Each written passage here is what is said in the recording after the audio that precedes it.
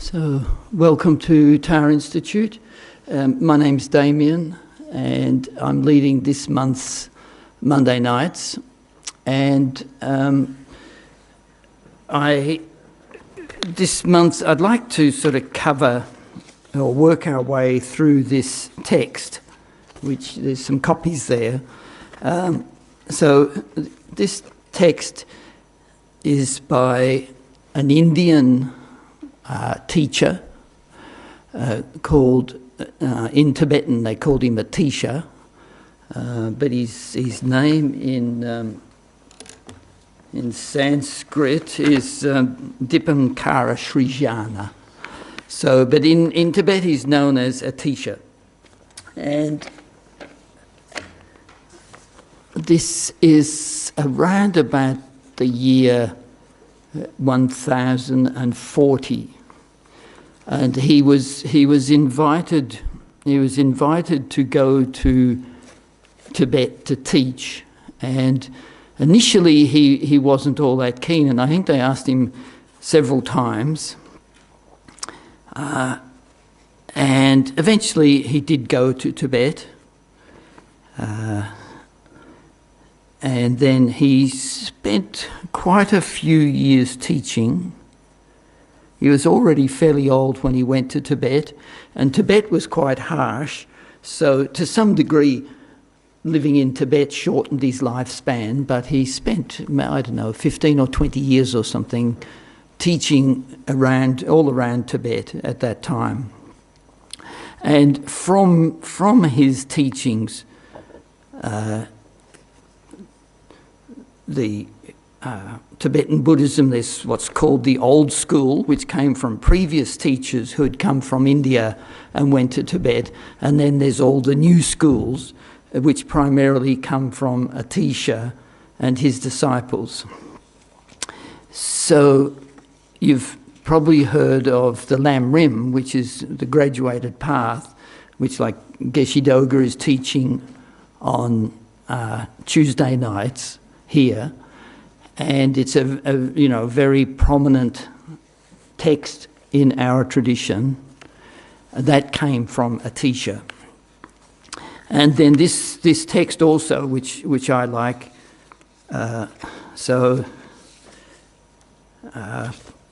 it's fairly short. It's 110 lines or so, and it's all on thought transformation. So. If any of you were at my June Monday nights, I sort of based it on thought transformation. And this also is thought transformation. So the text you'll see is quite short. You're welcome to take it home and keep it. You're welcome to take it home and bring it back. You're welcome to leave it here. Whatever you like, you're welcome to use it. And I'd recommend, I used to read it every day for many years, and I occasionally some situation will come up, and because I've memorised it, I can remember something in it that will help me in those situations. And it's called the Jewel Rosary. So a rosary, like either a Christian rosary, Greek rosary, Islamic rosary, whatever rosary, is a whole lot of beads on a string. So each bead is individual, but the whole thing together is a rosary. So this text is called the Jewel Rosary because each instruction stands on its own, and then together it is a whole as well. So it's a whole thing by itself, a full rosary, but then each element is also a jewel in its own regard. So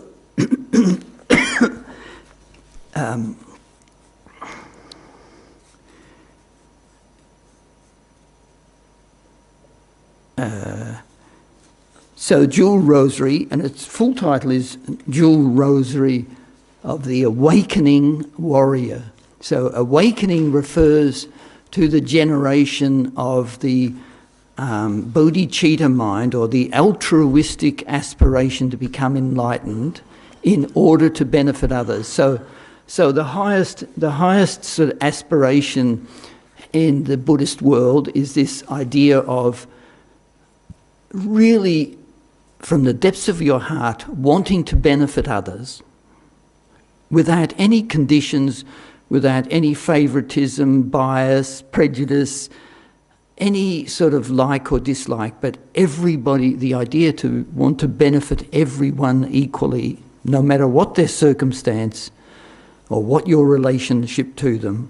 So this totally altruistic mindset, and wanting to benefit them ultimately, like the complete removal of all of their suffering and the complete development of all of their good qualities. And then the recognition that as an ordinary person we are incapable of that.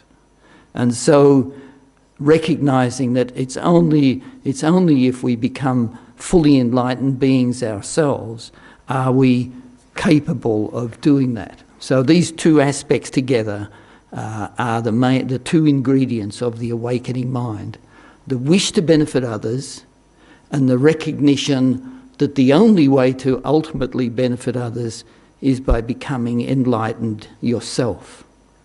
And so you embrace those two ideas simultaneously. So that's the meaning of awakening. And then it's called the awakening warrior. And the term warrior is used because basically we have to battle our own self-cherishing nature, our own self-cherishing mind, a self-centered mind. So in a way we wage war against our total self-interest and all of the consequences that come from being totally self-interested. So I won't read through this tonight. I think you're probably all better off going home and reading it yourself. But some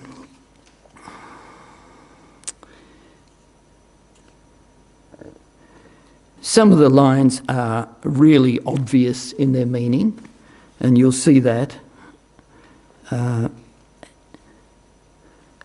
And the explanation of the lines may be more subtle than you might expect, but the meaning is, I'd say, you walk in off the street, 90% of this is immediately understandable.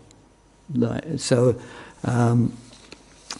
and then the few other lines are a little bit more difficult, but I think I'll leave this for you to read at home.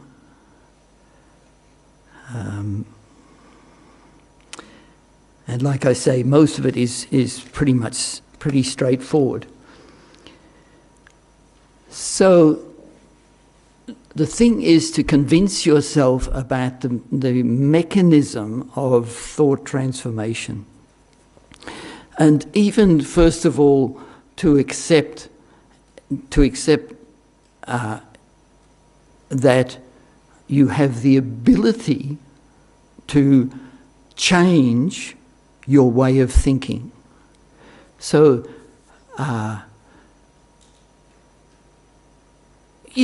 people say things like, okay, I know I did this, I did that, I know I deceived you, I lied to you a bit, but that's the way I am. People say, okay, look, I took that and I did that, and okay, I saw her and she was so attractive, and this, that, that's the way I am, take it or leave it sort of thing, right? So the idea of thought transformation is that we are not entitled to that excuse. The idea that you can say, well, look, And you might blame your parents, you might blame your mother, you might blame your father, you might blame your brothers and sisters, and you just say, well, look, that's the way I am. It's because of this, and this. And so I have an issue with trust, I have an issue with affection, I have an issue with being honest, I have an issue with being generous, I have an issue with being truthful, and then we might say, well, it's because I was deceived by my first boyfriend, or I was deceived by my mother, or my father beat me, or whatever it is. So the idea of thought transformation is that there is nothing beyond the bounds of tackling within your personality. There is nothing within your being that is beyond the realm of being transformed, of being removing the negativities, removing the bias and the prejudice, removing the, basically in the end, the totally self-centered attitude, that it is possible to become free of all of that baggage. Right. So the idea of thought transformation, and as I mentioned the month before last, even the term thought transformation shows that the real issue in our life is not the external world, not the material world, not the attitudes of others towards me, not the what other people are thinking or saying or doing in regard to me, but the most important thing is our own thinking, our own interpretation, our own projection of what the world is and how it works. So, if we say what is the key sort of basis, the key basis of this text, the basis of this text is that we create the world in our own mind. We create the world that I experience. The world that I experience is a creation of my own mind. So in particular, maybe rewording that a little bit, the world that I experience is a creation of my own mind. And so because of that, everything that I perceive and interact and judge, ascertain, discriminate, everything, under that umbrella is a creation of my own mind. And so because of that, for instance, the categories of friend, enemy, stranger, we do the meditation on equanimity. We do the meditation on equanimity where we equalise the categories of friend, enemy and stranger. So that equalisation, that meditation on equanimity can only occur because the friend, the enemy and the stranger are creations of my own mind. They are the fabrications of my own attitudes. And so in that meditation, when you analyse how, the friend was previously not a friend, at some point in the past was not a friend, but then due to the various circumstances of things that were said or things that were done, now my mind says this person is a friend. And similarly, the enemy initially was not an enemy. But again, due to my interpretation of things that were said, things that were done, circumstances between myself and that person, I now think of that person as an enemy. And so really taking ownership of the role of your own mind in creating those categories. And so this actually applies to everything. Something that is beautiful, something that is ugly, a perception of this country or that country, that the actual experience, the experience I have is something that is fabricated and created by my own mind. So this is not to say that there may be a consensus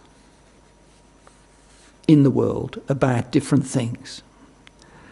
And that consensus may be relatively agreed to, probably not by everybody, but it's a consensus of sorts. But the important thing is, even within that idea of a consensus, or everybody in the world thinks this or everybody in the world thinks that, even within that context, my own thinking is still an individual activity. It's an individual and self-generated thought. And so because of that, thought transformation is the real focus of the Buddhist path and of the personal transformation. Because it's our thinking that is both the problem and the path to our freedom from problems. So it's our thinking. It's our thinking that can cause us to destroy the world, but it is our thinking that can cause us to save the world. So thought transformation is really the key underlying practice in Buddhism.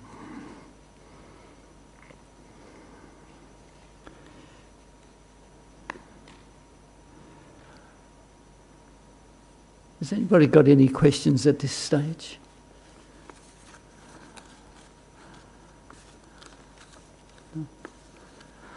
Okay. So one of the lines here on the fifth, it's identified with number 5 because it's nominally the 5th line. With recollection, alertness and watchfulness, always guard every door of the senses. So this is really the underlying guidance for meditation. So recollection, the term that's translated here as recollection, is mindfulness. In other translations that would be translated as mindfulness. And the meaning of mindfulness in the Buddhist context is remembering the object that you chose to focus on in your meditation. So if you chose to focus on the breath, even the physical sensation of breath, or the mental sort of feeling of the breath coming and going, that's your chosen object. So the power of recollection, or the power of mindfulness, is being able to hold that object from one moment to the next moment. So in our meditational experience, we might start off saying, I'm focusing on the breath. But then suddenly you realise, I'm thinking about Chadstone, or I'm thinking about Donald Trump, or I'm thinking about, something else, and you think, where did I lose it? How come I am now thinking about shopping, or I'm thinking about tomorrow or the weekend coming, or I'm thinking about what will I wear to work tomorrow?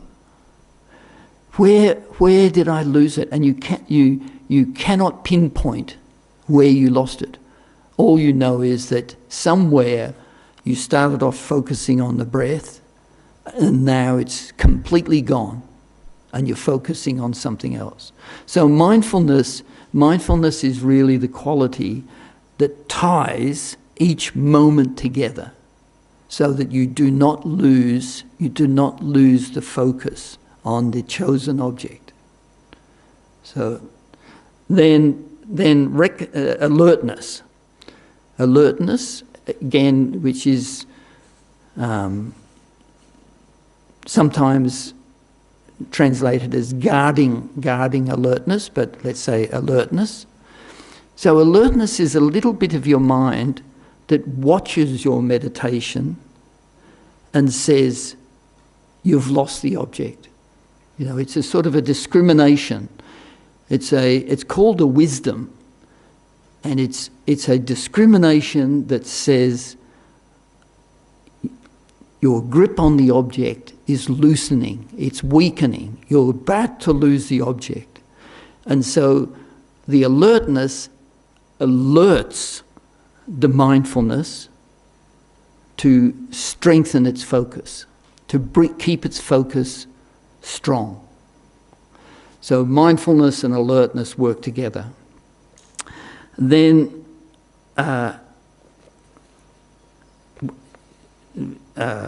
watchfulness. So here, alertness and watchfulness may be just combined, but I'm going to bring in conscientiousness, which maybe is the meaning of this term, watchfulness. So we have mindfulness, then we have alertness. There's a third factor which we don't often talk about much in the sort of introductory meditations, but the idea is that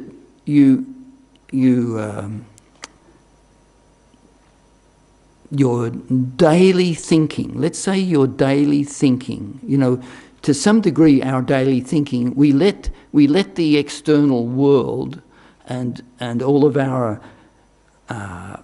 prior biases and prejudices and karma, we let them sort of just shape our mental experience. You know, it's almost like we throw ourselves into the world with all these experiences happening, and we just let whatever experience presents to us and our habituated reaction to that experience, we just let it happen without much control. So the idea of this third aspect, conscientiousness, is that we deliberately cultivate, for example, a mind of love and compassion. So we deliberately try to form our mind into an attitude of love and compassion, no matter what circumstance we encounter. So we put in an effort to approach every circumstance with a mind of love and compassion, rather than a situation where you walk down the street and you meet a shop assistant or a person somewhere who's rude to you, or somebody in the street is rude to you or something, and then you let your reactions spontaneously arise based on that circumstance. So the idea of this conscientiousness is that you have already loaded yourself with love and compassion as your attitude. And so no matter what circumstance you encounter, it's the love and compassion that will form your response. So it's not a matter of waiting to see what circumstances arise and how will I respond to them. You sort of preload yourself with patience, with tolerance, with love, with compassion, with kindness and affection, so that no matter what circumstance arises, your mind is already responding with that response. All right. So conscientiousness is, you know, when you think about it, it's actually the ideal technique to approach everything in life, that you come preloaded with love and compassion as your attitude, no matter what circumstance you encounter. You know, so it's the ultimate form of protection, that mind of conscientiousness. But as you probably realise, it's difficult. It's not something. So to actually do that, you need to have full control over mindfulness and alertness, so that you can actually preserve the idea of only having love and compassion as your attitude towards others. But instead our normal behaviour is that we go, hopefully, so the first thing is, like, hopefully we go into a circumstance with a neutral, blank mind. And then the circumstance arises and we respond to the circumstance. And then if that response is anger and hatred, then we might think, oh, anger and hatred's not so good. I'll change that to something more tolerant, patient, or whatever. And the other thing that we do is the complete opposite, that we go somewhere and we preload our mind with hatred and resentment and arrogance and fear. And we walk into some circumstance and we're already preloaded with antagonism, fear, bitterness, resentment, arrogance, superiority, competitiveness. And so our responses are then dictated by that preloading that we've done. And so we perceive the circumstances very undesirable and really toxic and really disturbing, because we have preloaded ourselves with this bias that then colours our perception of the event. So the mind of conscientiousness is this idea of constantly preloading your mind with love and compassion as your technique to deal with everything.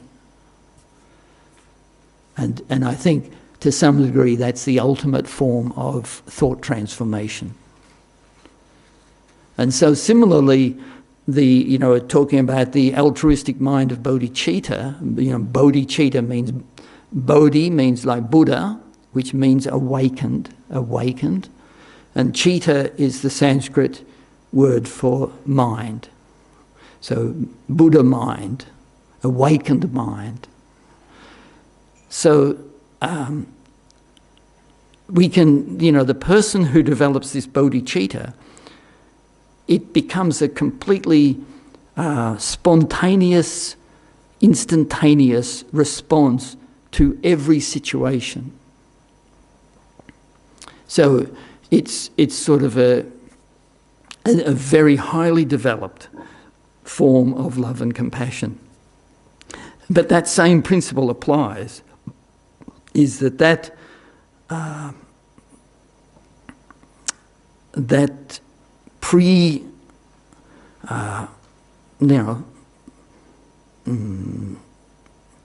sort of the preparedness of bodhicitta and the preparedness of love and compassion becomes the ultimate protection against anger, hatred, pride, superiority, competitiveness, arrogance,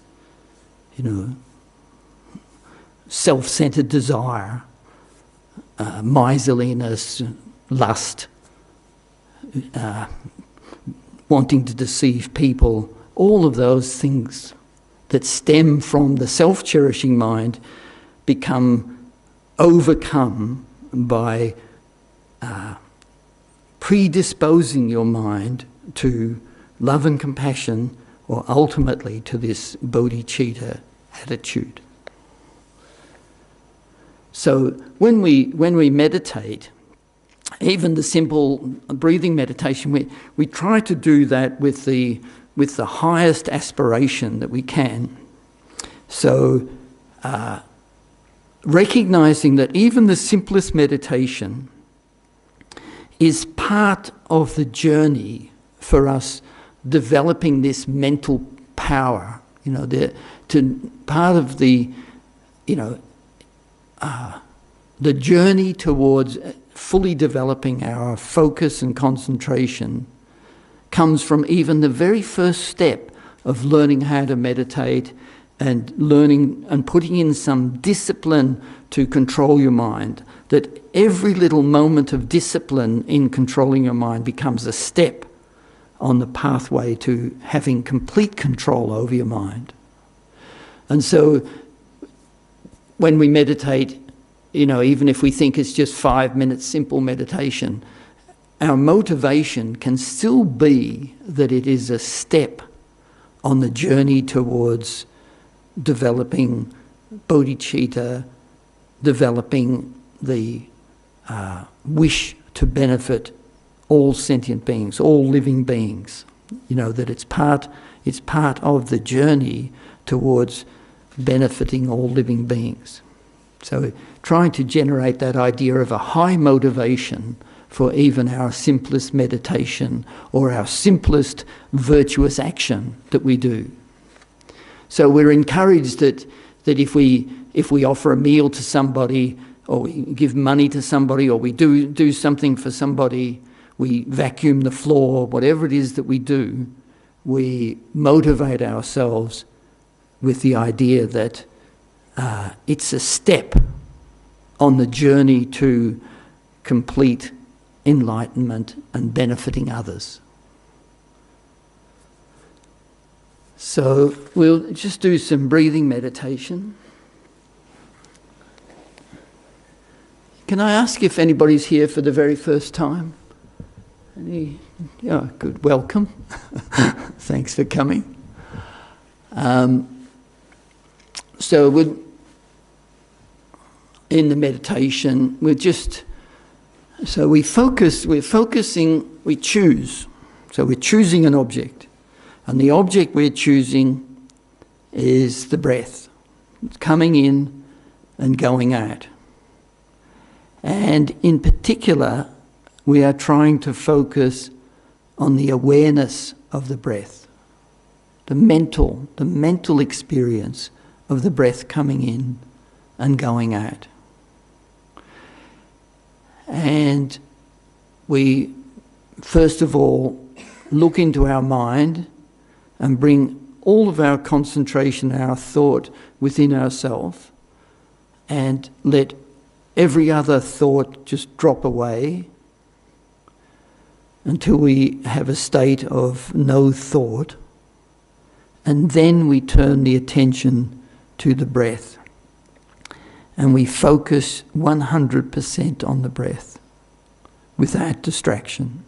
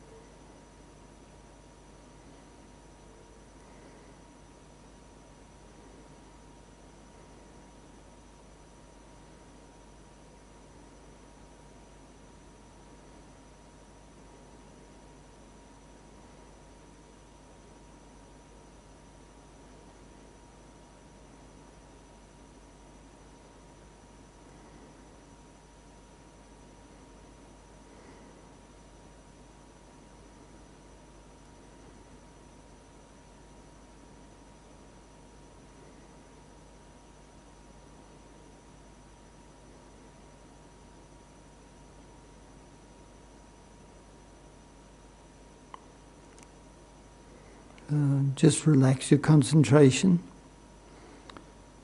and reflect on what happened in your meditation. Did you keep your mind on the object? Did you fall asleep? Did you become distracted?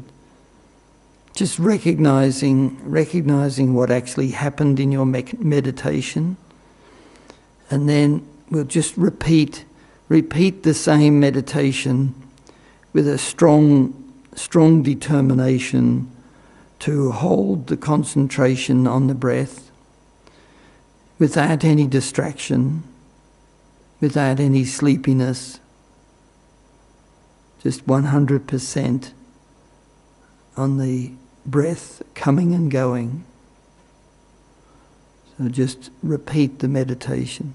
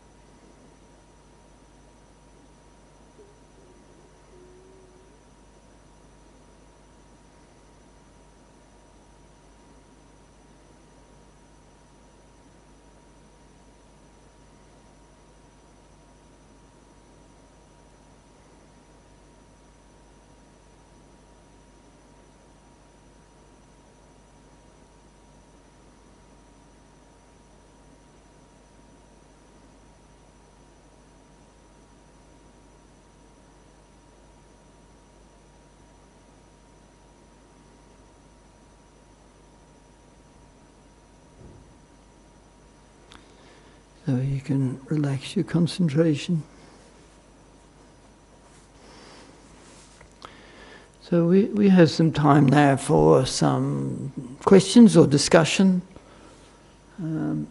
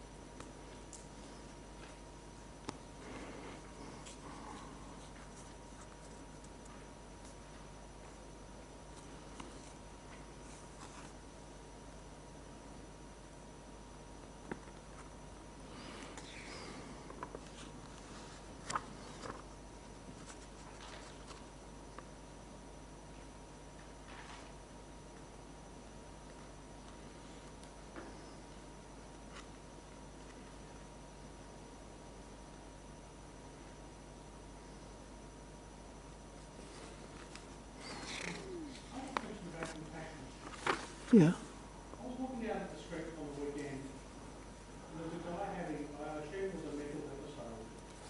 He's reading something around Mavis pants on. I'll just stay away, but I'm holding on him.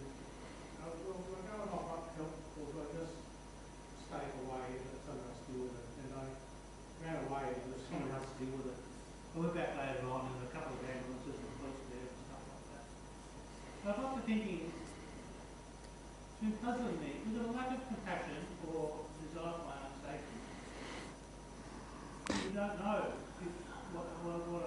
I guess I didn't do anything because I didn't know what I was getting myself in for. Yeah, so the question is about a situation with a mentally disturbed person, didn't have clothes, had some clothes on, or no clothes, not a lot, waving his arms around. Yeah, it's not a sky. Yeah. So, and in the end, the decision was to let the, people come, ambulance, police or whatever, and deal with it. So is that a lack of compassion? So,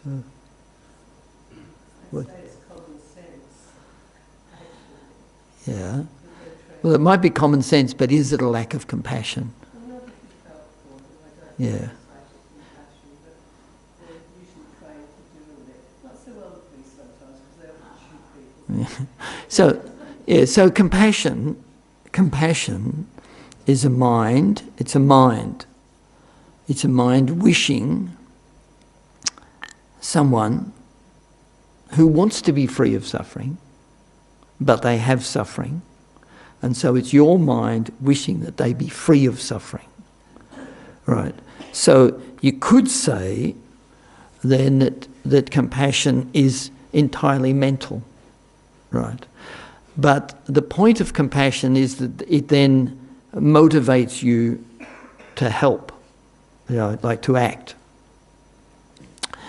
So your attitude to the person can definitely be a compassionate attitude, and it's also an aspect of wisdom that you recognise that you don't have the skills to benefit them in that circumstance, and that you leave it to the ambulance people or the health or the CAT team or whatever to help the person.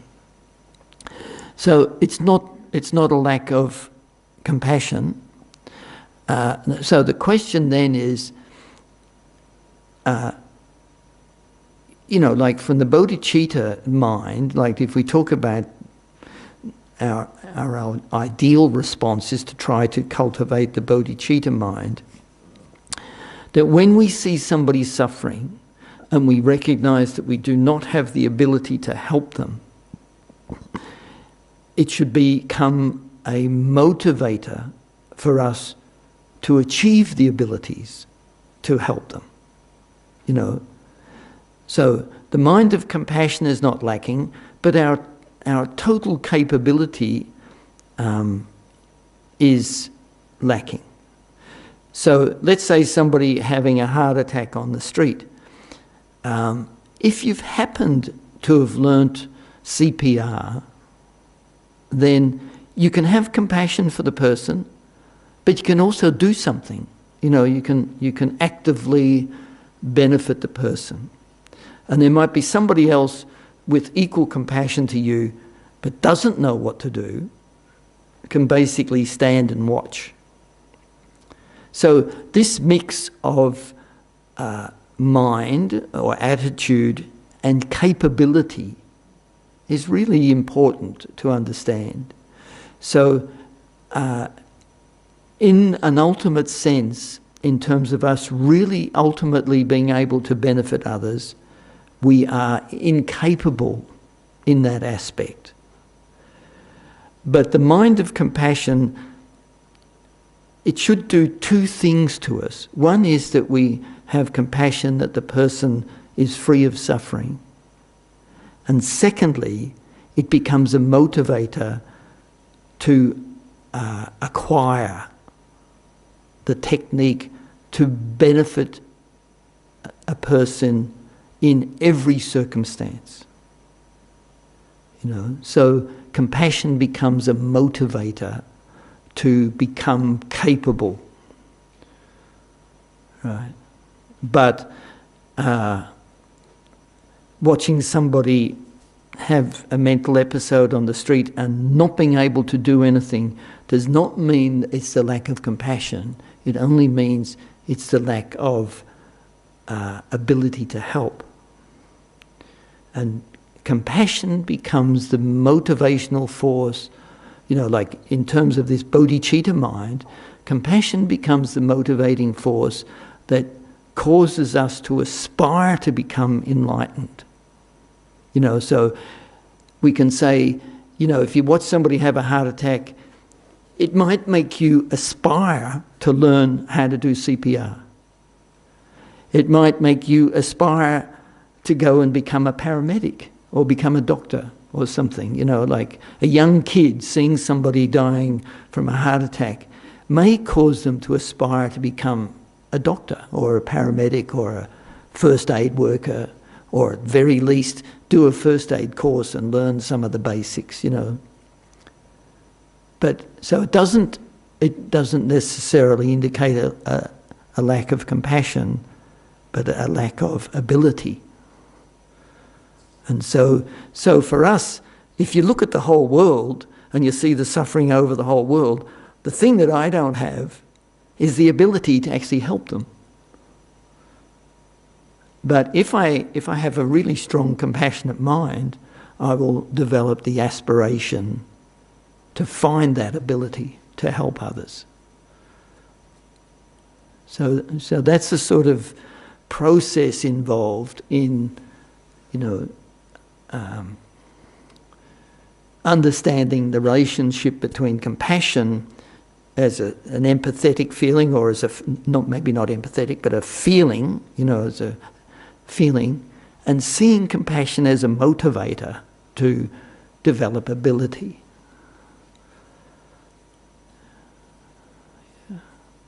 So, good question. It's it's examples like that show us compassion may not be lacking, but our ability to help others is lacking. So, yeah. You mentioned earlier about the mechanism of thought transformation. Mechanism, yeah. So what we just went through, Yeah. that number 5, through recollection and awareness, Yeah. is that the mechanism? So what the question is about, what is the mechanism of thought transformation? So self-awareness, which is mindfulness, let's say, mindfulness, self-awareness, we can sort of say they're equivalent. Then alertness is a discriminating wisdom that identifies in your mind whether you are on the chosen object or not. So we can also say that alertness is also something, it's called a wisdom, a discriminating wisdom. So we could say that it also enables us to categorize what type of thought we have. And so, the simple question is, right now, here in this room, is your thinking beneficial or harmful? Sorry? Beneficial. Yeah, if you look at your thinking right now, is it beneficial or is it harmful? So, for instance, if for some reason your mind was antagonistic or jealous or feeling superior or feeling resentful or feeling dull and unresponsive and stupefied, or edgy, disturbed, angry, all these are possibilities right in this moment. All those types of minds are possibilities in this very moment. So that's why the process of thought transformation requires this ability to know what is going on in your mind. Now, I think some people have a natural disposition to that, even from birth. But I think for most of us, and I in my case, I can remember in year 12, I had a teacher who spent a lot of time with me trying to show me how to think analytically about my own experience. And I often now I think I'm very grateful to that teacher, because she set me on a path which I think ended up bringing me to Buddhism. So I think if we're fortunate, we find a circumstance where we get shown the light of turning our attention in on ourselves and understanding our own thinking. And that quality is the most important quality, the ability to look at your own thinking and objectively assess it. Objectively assess it. Self-critical analysis, self-honest analysis is really important. So, there's a saying that when two yogis meet, they talk about their own faults. Whereas normally when two ordinary people meet, they talk about how great they are and how successful they are, how wonderful they are, how, whatever. But I love this saying, a friend of mine, she first time I'd heard this quote, because we were talking, and she said, when two yogis meet, they talk about their own faults, which is a very important aspect to think about, because when we meet, we never do that. When we meet other people, we do not talk about our faults, we hide them. And so there's lines like that in here,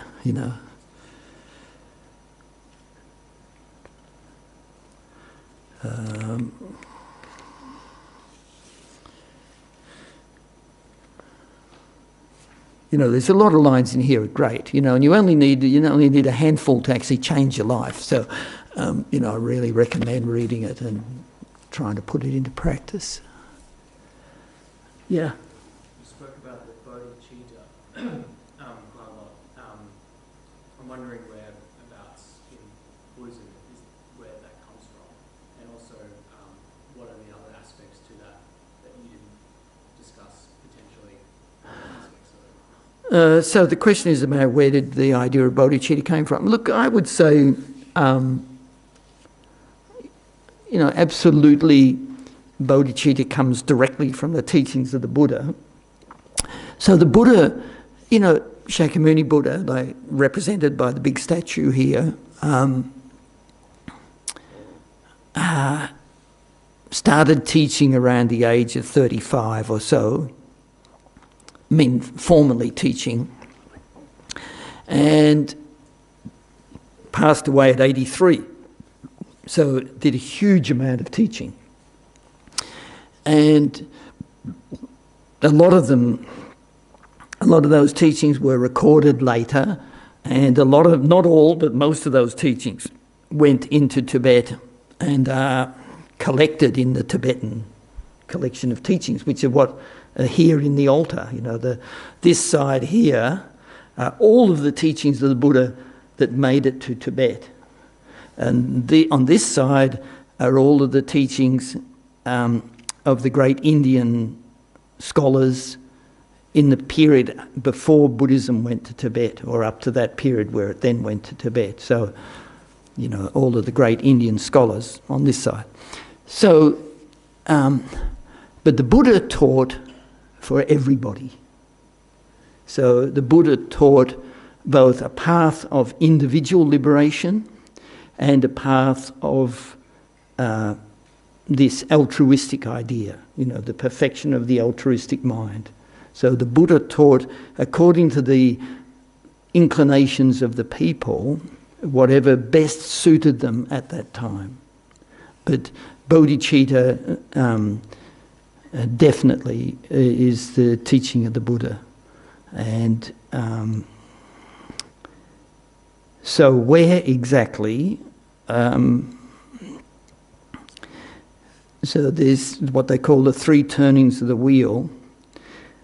From this tradition's point of view, you would say that all of the teachings of the Buddha are representative of the bodhicitta mind because of the scope of teaching whatever is needed for any individual.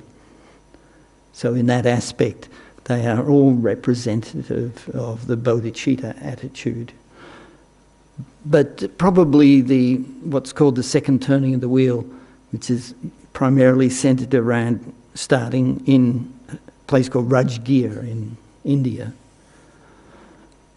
I don't have enough knowledge of the scriptures to actually quote the particular sutras, but that's where I'd be looking, for a specific thing,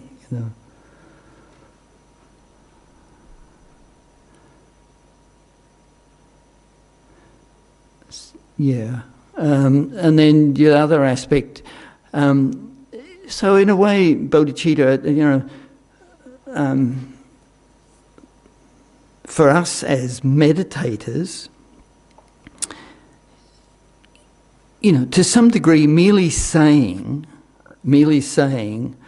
that having a mind, wanting to benefit others, and recognising that you need to be fully capable in order to do that. That capability, our problem is really capability. So what is the ultimate capability that is possible? And so, unfortunately, we don't have a direct experience of seeing an enlightened being. So we can't sort of say, oh yeah, it's just like that bloke over there. That's the full capability. Unfortunately, we don't see that. We don't have that sort of direct example in a way. But through listening to the teachings of Buddhism and that, you start to think, well, whoever delivered all this is pretty capable because, 2,500 years later, I'm directly benefited by this, So we can still say that the idea of a fully enlightened being becomes the fully capable role model, whatever that is. If we just imagine that there is a fully capable role model and we say, well, that's it, whatever that is. So in a way, that thinking is itself generating a sort of a type of Buddha mind, a type of aspiration. But separate to that, there are 2 meditational techniques for generating bodhicitta. And the first one is called the 7-fold cause and effect meditation.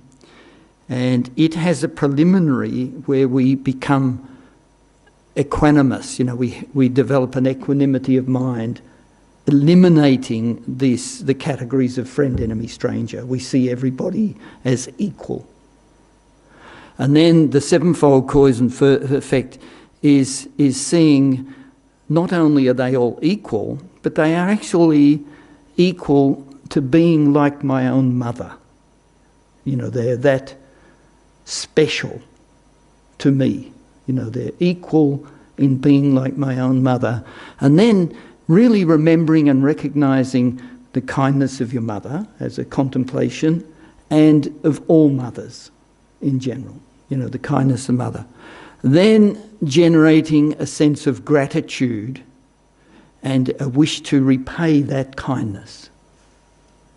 Then seeing that although all these sentient beings want happiness, they actually lack happiness. And so you generate a wish for them to have happiness.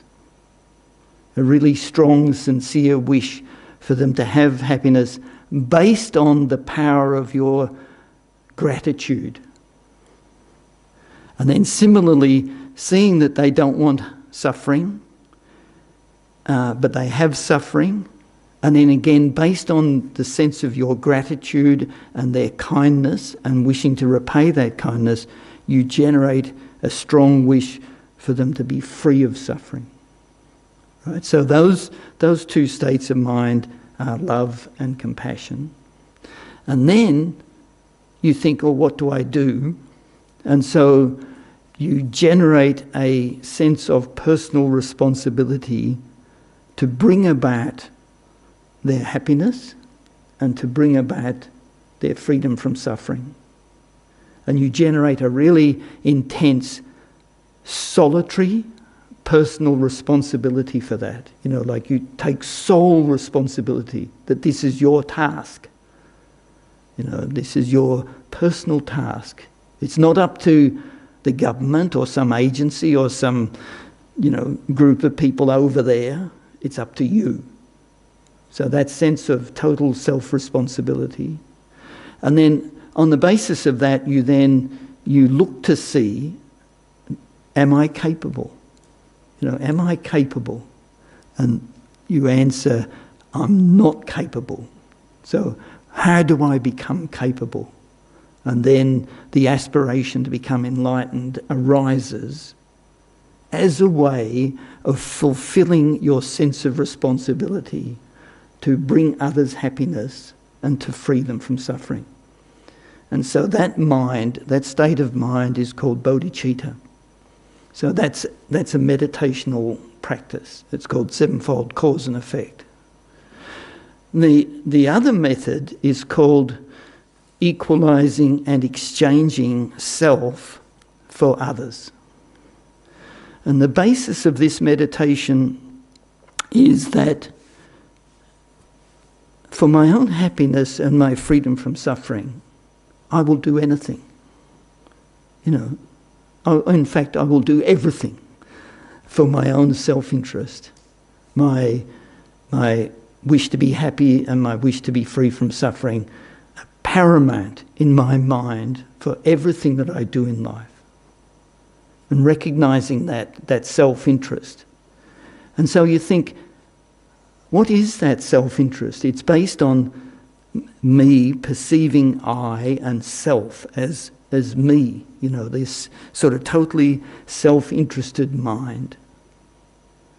And so we take that attitude of I and self and we put that attitude onto others. So in the same way that you are obsessed and focused on your own happiness and freedom from suffering, you apply that attitude to others. You shift the focus from self to other. Okay? So that a transformation of your focus. Right? And that's called, there's several steps to that meditation, but basically it's called equalizing and exchanging self with other. And so from that transformation, again, the process of seeing the need to become enlightened in order to be capable is also in that sequence of meditation. So they're the two techniques. The second technique in some ways is, for many years was considered secret, right? Mainly, and it was called secret only in that it was difficult to understand by people. And to some degree that second technique is more powerful and possibly more potent in terms of transforming yourself. But, both of them require practice. So, yeah. Anyway, good question. Okay, I think we can wrap up there. So, look, I'm not setting homework, but I hope that you can read this before next week. And if you have some particular verses that you want to look at, we can do that. So let's just do a very brief meditation, a dedication meditation. So look,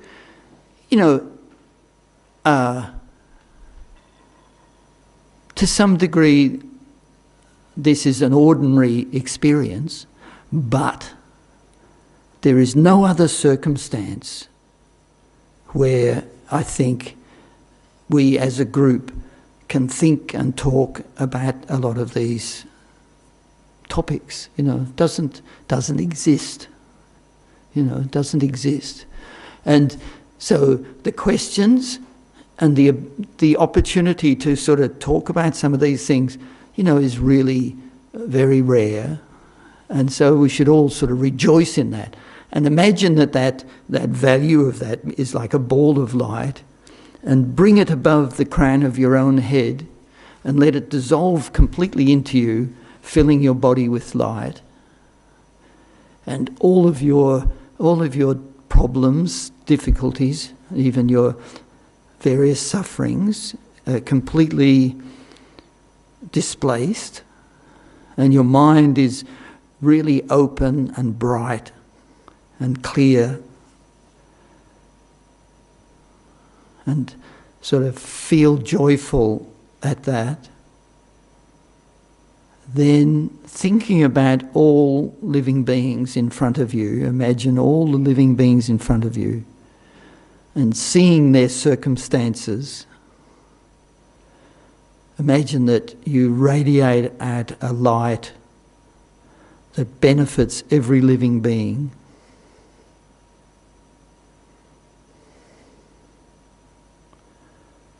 And frees them from suffering.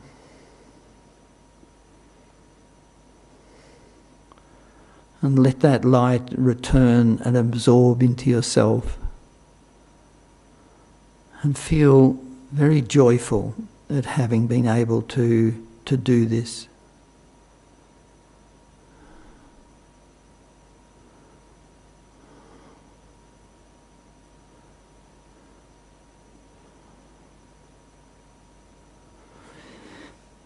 So thank you very much.